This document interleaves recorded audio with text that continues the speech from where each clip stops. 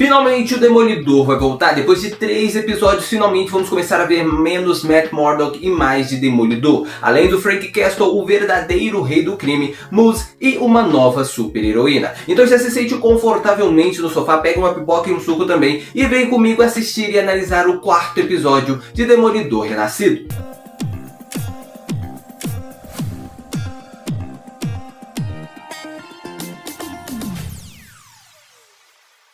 Amados girls, estava falando. E obviamente eu estou trazendo aqui no canal a review de cada episódio de Demolidor Renascido. Então eu já trouxe dos outros 3 episódios, que caso você não tenha assistido, vai no link da descrição ou clica no card que está aparecendo aqui na tela, eu acho que desse lado de cá, para assistir os outros episódios, também a review dos outros episódios, e depois você assiste esse daqui, que eu estou trazendo toda semana a review dos episódios de Demolidor. Então vai na descrição ou clica no card aqui ou vai na aba podcast que vai ter lá maratonando Demolidor Renascido. E bom, o episódio começa com o Matt no necrotério pegando as coisas do Hector e fazendo algumas perguntas sobre como o crime aconteceu. A sobrinha do Hector, Angela, aparece por lá com raiva, obviamente, e chora pra Matt, que diz pra ela que ela tem que acreditar que alguém vai encontrar o assassino do tio dela. Então cortamos para a Moose carregando um cara nos túneis de um metrô. O Fisk e a Vanessa estão de novo na terapia com a Heather, falando dessa vez sobre a traição da Vanessa com o Adam. O Murdock vai até a delegacia falar com o Leroy para representá-lo por roubo numa mercearia. O cara diz que não foi ele e até propõe ter sido um Screw,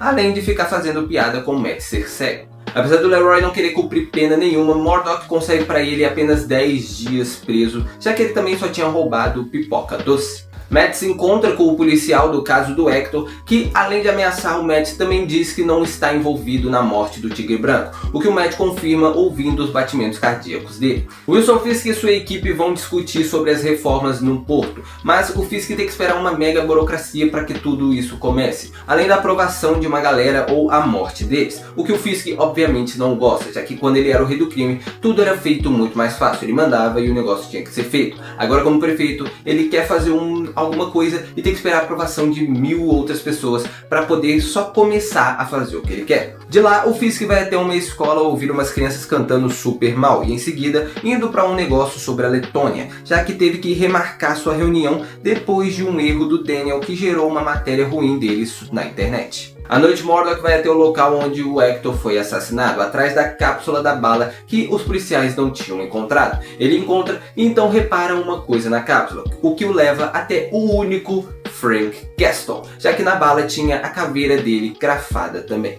O Frank aparece bem acabado desde sua aparência até a sua voz, mas faz o Matt pensar sobre o Fog, falar sobre ele e pensar também sobre todo o sistema e em como o sistema não funciona. E aqui eu queria abrir um parênteses para falar do quão difícil foi ouvir o Justiceiro, ainda mais aquela cena ali em específico, já que é uma baita cena, uma baita entrega ali do Jon Bernthal, né, de atuação e tal, sem a voz do Reginaldo Primo, que já tinha dado um outro show de dublagem lá na primeira série da Netflix, naquela cena do tribunal, né? Quem não se lembra daquela cena do tribunal? Eu estou em pleno juízo mental e qualquer vagabundo, qualquer bandido, qualquer verme desgraçado que eu matei porque eu gosto! Eu mato vagabundo! Ordem! E eu gosto! E eu vi agora o Raul Rosa, né, o novo dublador do Justiceiro, nessa mesma cena, me passou uma vibe muito mais de uma voz de galã do que uma voz de alguém que está com raiva do sistema, com raiva da vida, como o Reginaldo Primo passava, né? Depois de ouvir a cena dele do tribunal, ver essa cena de agora, você nota uma baita de uma diferença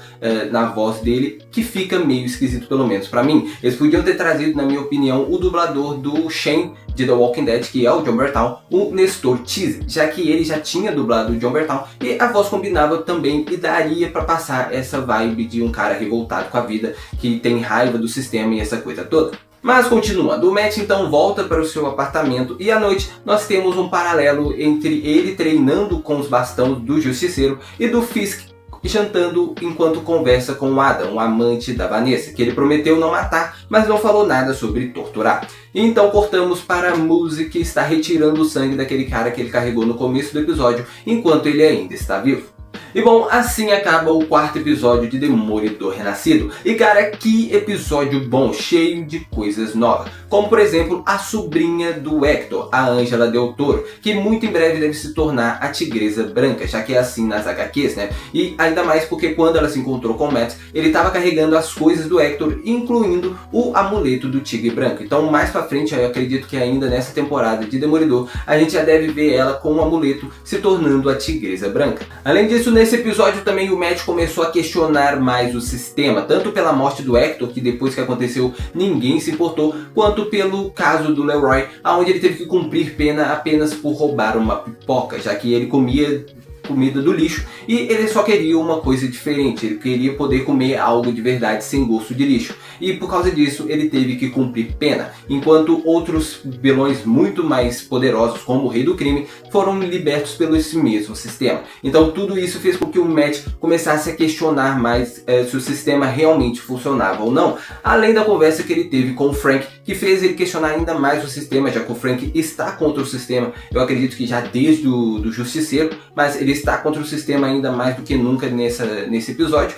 E também fez ele pensar mais sobre a morte do Fogg, sobre a culpa que ele estava carregando durante esse 1 ano inteiro que se passou e como ele não tinha falado o nome dele desde então. Então tudo isso fez com que ele pensasse mais sobre o sistema, de como ele funcionava e questionar mais as próprias escolhas, sobre se ele deveria ou não ter matado, por exemplo, o assassino do Fogg. O Fisk também voltou a mostrar que o Rei do Crime ainda está ali, mostrando que ele foi atrás do amante da Vanessa, mesmo ela falando para ele não fazer isso, mas ainda assim ele não matou ele, então talvez o Fisk tenha mudado pelo menos um pouco, embora esteja mantendo ele preso e torturando ele, querendo ou não.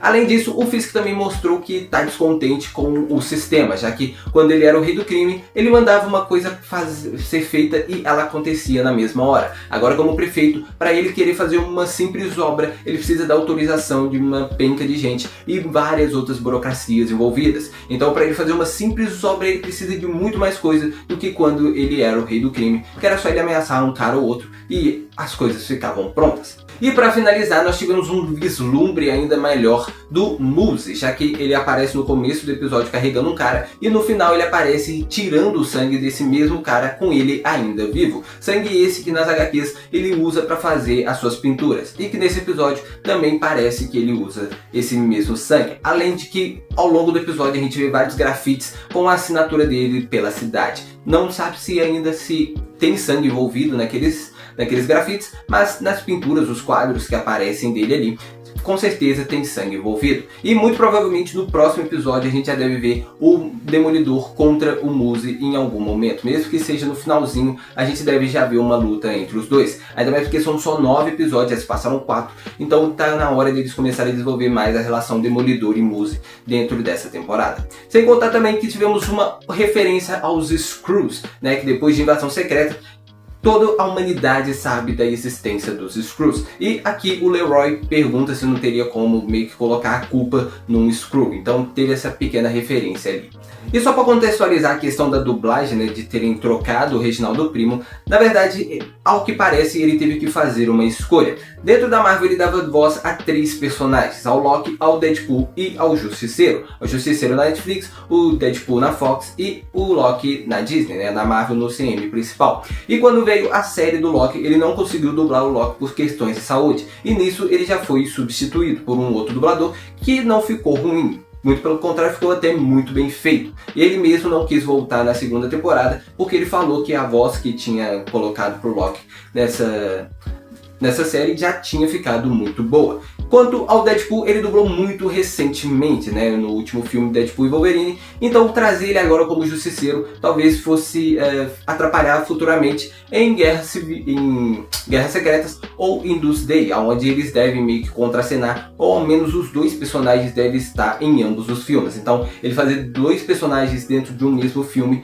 dentro de 2 mesmos filmes, seria um pouco complicado. Então foi meio que por isso que ele teve que escolher entre o Deadpool ou o Justiceiro. Mas aí, você curtiu esse episódio? Deixa aqui nos comentários. Curtiu a nova voz do Frank Castle? Deixa aqui também que eu quero saber. Vocês não concordam comigo que poderiam ter trazido a voz do Shane de The Walking Dead? Já que já era um dublador que a gente estava acostumado ao Jon Bernthal e que também passava aquela vibe de cara raivoso e tal que o Justiceiro precisa ter? deixe aqui nos comentários. Comenta também outros filmes, séries e desenhos que você quer ver aqui no canal, sejam antigos ou novos, que eu leio todos os comentários, mais cedo ou mais tarde eu posso trazer o seu vídeo aqui, ok? Então comenta aqui embaixo que é muito importante, até pra eu saber o que trazer pra vocês. Não esquece de se inscrever no canal, estamos quase chegando aos 3.000 inscritos e eu conto demais com a ajuda de vocês. Clica no botãozinho vermelho escrito inscreva-se, que não custa absolutamente nada pra vocês, vocês me ajudam demais. Só clicar no botão que ele vai ficar cinza e vai aparecer o sininho pra você ativar lá e ter as notificações toda semana, toda vez que for lançado o vídeo novo. Então clica no botãozinho que é muito importante, escrito inscreva-se, ok? Então se inscreve no canal, ativa o sininho, deixa seu like nesse vídeo, compartilhe alguma rede social, Facebook, Instagram, WhatsApp, TikTok, que ajuda demais para que mais pessoas conheçam o canal e possam ouvir, se inscrever e eu pinte meu cabelo de branco. Sim, com 3.000 inscritos meu cabelo vai ficar branco. Então